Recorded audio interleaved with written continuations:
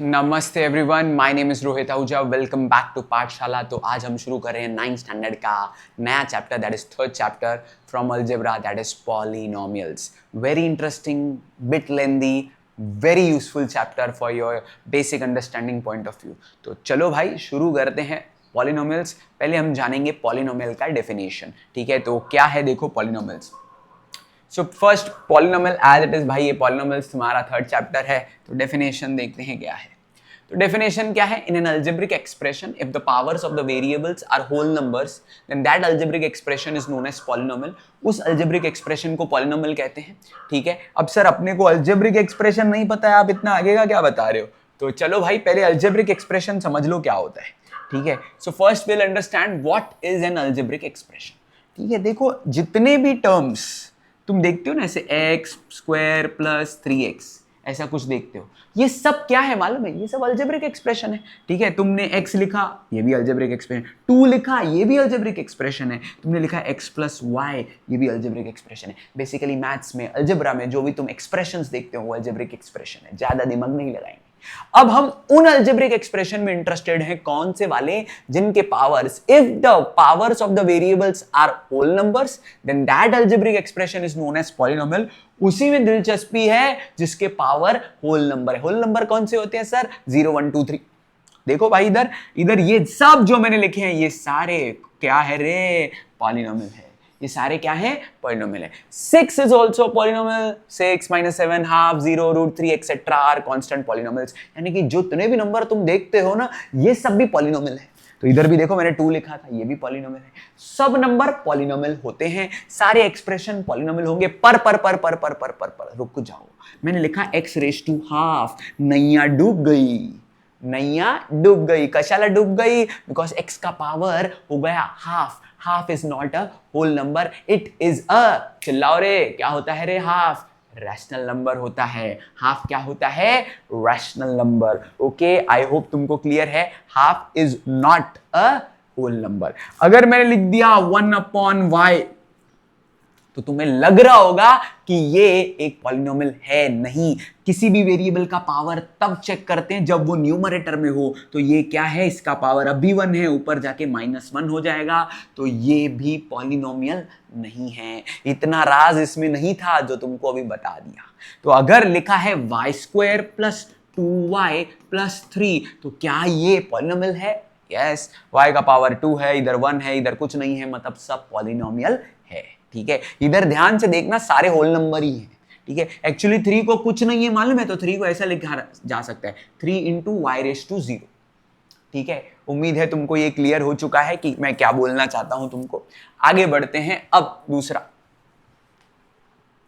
बोल रहे हैं 6 ये सब नंबर्स भी पॉलिनोमियल होते हैं, और 0 इज ऑल्सो कॉन्स्टेंट पॉलिनोमियल, यानी कि खाली 0 लिखा वो भी पॉलिनोमियल होता है। आगे बढ़ते हैं, क्या बोलते हैं देखते हैं क्या है। उसके बाद है डिग्री ऑफ अ पॉलिनोमियल। तो पॉलिनोमियल की डिग्री क्या होती है देखो क्या है। इन case of a polynomial in one variable the highest power, ठीक है, वन वेरिएबल की बात हो रही है, the highest power of the variable is called the degree of the polynomial. यानी कि सिंपली अगर एक वेरिएबल है, यानी कि x³ + 3x² लिख दिया, तो ये अलजेब्रिक एक्सप्रेशन है, सारे होल नंबर है, ये पॉलिनोमियल है। अब ये पॉलिनोमियल है तो इसकी डिग्री क्या होगी? सबसे बड़ा नंबर जो पावर होगा वो, यानी कि इसकी डिग्री क्या है? 3। एक बात का विशेष ध्यान रखें, अपन एकच वेरिएबल की बात कर रहे हैं। इधर देखो दोनों टर्म्स में वेरिएबल सेम था x। अगर तुमने लिखा x² + y² तो इसकी डिग्री की बात अभी तक नहीं हो रही है। इसकी डिग्री की बात नहीं हो रही है, क्योंकि we are talking about in case of polynomial in one variable. ये 2 वेरिएबल वाला है। ठीक है, तो अगर 1 वेरिएबल में है तो ये वाला आंसर, 2 वेरिएबल का आगे कुछ होगा तो पढ़ेंगे हम। The highest power of the variable is the degree of the polynomial. समझ गया भाई? अब यहां पे सबसे इंपॉर्टेंट नोट मैंने तुम्हारे लिए लिखा है, और वो अच्छे से पढ़ना। वो क्या है? Just like 10 degree of any non zero constant polynomial is 0। ठीक है, मतलब जितने भी कांस्टेंट पॉलिनोमियल आएंगे ना, 10 6 7 8, ठीक है, पर कौन से कांस्टेंट पॉलिनोमियल? ध्यान से हम याद रखेंगे, ये बोल रहे हैं नॉन जीरो कांस्टेंट। तो नॉन जीरो वालों की जीरो है डिग्री, तो फिर जीरो की डिग्री क्या है, वो डिफाइन ही नहीं है। Degree of zero polynomial is not define. अगर कभी तुमको बोल दिया कि जीरो, ऐसे जीरो लिख के दे दिया, ठीक है, दिख रहा है ना, तो जीरो लिख के दे दिया, तुमको पूछा, क्या पूछा तुमको, कि पूछ लिया तुमको कि क्या जीरो पॉलिनोमियल है, तुम कहोगे हाँ ये पॉलिनोमियल है। कौन सा पॉलिनोमियल है, कांस्टेंट पॉलिनोमियल है, पर इसकी डिग्री क्या है, इसकी डिग्री डिफाइन नहीं है, इसकी डिग्री इज नॉट डिफाइंड। क्या लिखोगे, डिग्री इज नॉट डिफाइंड। ठीक है, आगे बढ़ते हैं। उसके बाद क्या बोला है, degree of a polynomial in more than one variable. आ गया बेटा, उधर वन वेरिएबल की बात हो रही थी, इधर अब आगे दो तीन वेरिएबल की बात हो रही है। देखो, degree of a polynomial in one more than one variable, the highest sum of the powers of the variables in each term. देखो ध्यान से सुनना, इसको अंडरलाइन कर रहा हूं तुम्हारे लिए, highest sum of the powers of the variable in each term. ये क्या है, एग्जांपल लेंगे तो क्लियर हो जाएगा। Of the polynomial is the degree of the polynomial. तो एक एग्जांपल लेते हैं क्लियरिफाई करने के लिए। मैंने लिख दिया x cube y square x cube y raise to 7 plus 3x raise to 8 y raise to 3। पता नहीं क्या लिखा है, पता देखते। अब तुम्हें हर एक टर्म की डिग्री निकालनी है। देखो इसकी डिग्री क्या है मालूम है, इसकी डिग्री 3 + 2 है 5, इसकी डिग्री क्या है 10, इसकी डिग्री क्या है 11। सबसे बड़ा कौन है रे, सबसे बड़ा 11 है, तो इसकी डिग्री क्या है 11 है। और क्या, ज्यादा अपन टेंशन लेंगे नहीं। तो तुम्हें एक एक टर्म में क्या है, देखो the highest sum of the power, sum करना है, सम मतलब 3 + 2 3 + 7 8 + 3। क्लियर है ना, तो highest sum of the powers उनकी, उसी को कहोगे तुम क्या, पॉलिनोमियल की डिग्री। उसी को क्या कहोगे, पॉलिनोमियल की डिग्री। उम्मीद है तुमको ये क्लियर हो गया है। तो पॉलिनोमियल की डिग्री तुमको समझा दिया। आई होप इसमें कोई तुमको दिक्कत नहीं आने वाली अब। ठीक है, आगे बढ़ते हैं अपन। एक एग्जाम्पल मैं तुम्हारे लिए छोड़ता हूं, एक काम करता हूं, ये बहुत इंटरेस्टिंग है भाई।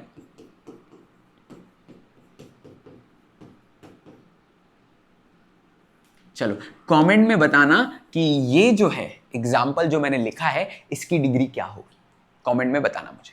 ठीक है, तो मैं भी देखूं हमारे बच्चे कितना समझते हैं। आ जाते हैं उसके बाद टाइप्स ऑफ पॉलिनोमियल। तो types of polynomial based on number of terms. तो ये टाइप्स ऑफ पॉलिनोमियल है, नंबर ऑफ टर्म्स के ऊपर निर्धारित है, यानी कि इसमें जितने टर्म उस हिसाब से पॉलिनोमियल होगा। देखो इधर अगर मैं देख रहा हूं तो एक एक पॉलिनोमियल है, तो only one term in the polynomial, उसको मोनोमियल कहेंगे। दो टर्म्स हैं तो बाइनोमियल कहेंगे, और अगर एक दो तीन टर्म्स हैं तो ट्राइनोमियल कहेंगे, 3 टर्म्स है तो ट्राइनोमियल। तो अब मैं अभी तुमको समझ गया, एक टर्म वाले को मोनोमियल, 2 टर्म वाले को बाइनोमियल, 3 टर्म वाले को ट्राइनोमियल बोलेंगे। पर एक काम करते हैं, एक एग्जांपल लेते हैं, 3x² + 2 + 3x² + 4x।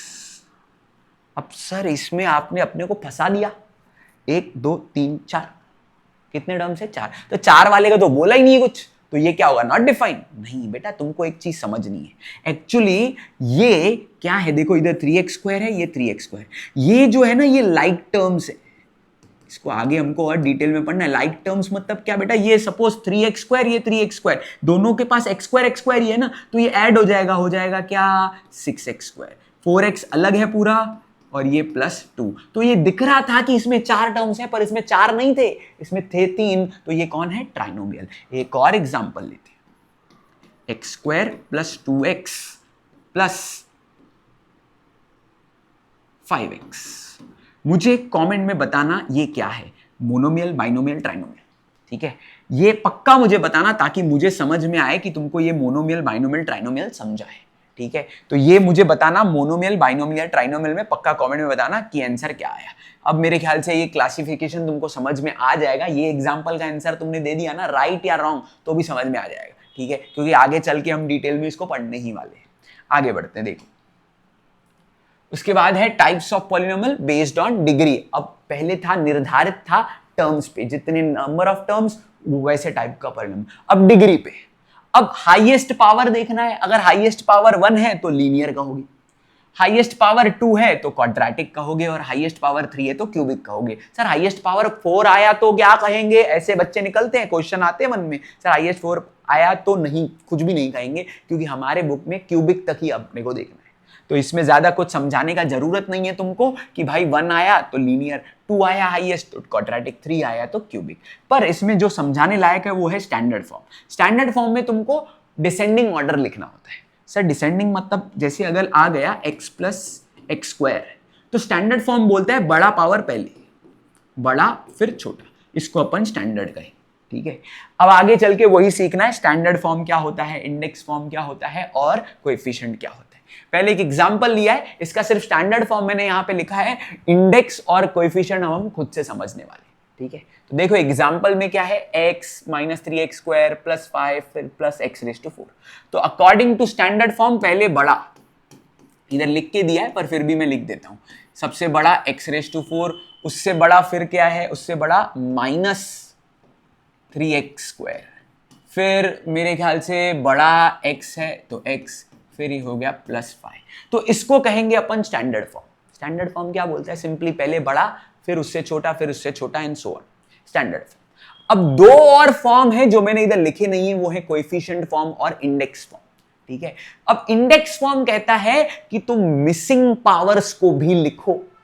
Missing power मतलब क्या सर, देखो 4 आया, 4 के बाद कौन आ गया, देखो 2 आया, 2 के बाद 1 आया, बरोबर है, फिर 1 के बाद कांस्टेंट ही आता है, इसका actually power x raise to 0 होता है। यानी कि इधर एक पावर मिसिंग है और उस मिसिंग पावर को मैं इंट्रोड्यूस करूंगा, तो देखो x raise to 4 plus 0x cube minus 3x square plus x plus 5, ये बन गया, ये था अपना स्टैंडर्ड,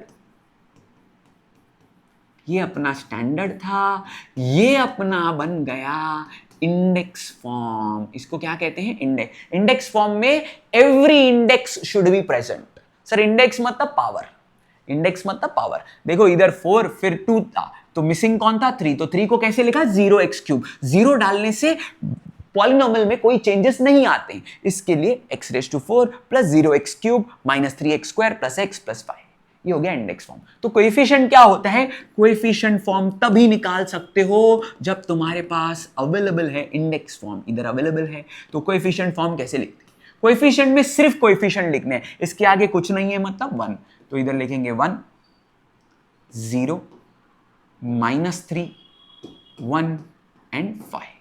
ओके, तो कोएफिशिएंट में क्या लिखा, पहले इंडेक्स फॉर्म लिखना, फिर उनके कोएफिशिएंट 1 0 माइनस 3 1 5, 1 0 माइनस 3 1 5। ठीक है भाई, क्लियर है? आई होप मैंने तुमको ये बहुत अच्छे से क्लियर किया है, कोई डाउट नहीं छोड़ा है। उम्मीद है ये पूरा समझा। मैंने तुम्हें स्टैंडर्ड बताया, फिर बताया इंडेक्स, फिर बताया कोएफिशिएंट। अगर तुम्हें नहीं समझा तो टेंशन मत लो बेटा, एक्सरसाइज में भर भर के एग्जाम्पल्स हैं और यही करने वाले हैं। ठीक है, तो 100% समझ जाएगा। पहली एक्सरसाइज पानी माफिक इजी है। मिलते हैं अगले लेक्चर में अगली एक्सरसाइज के साथ, और अगर तुम्हें समझ में आया तो प्लीज डू ब्लेस मी। ठीक है, मिलते हैं, बाय बाय।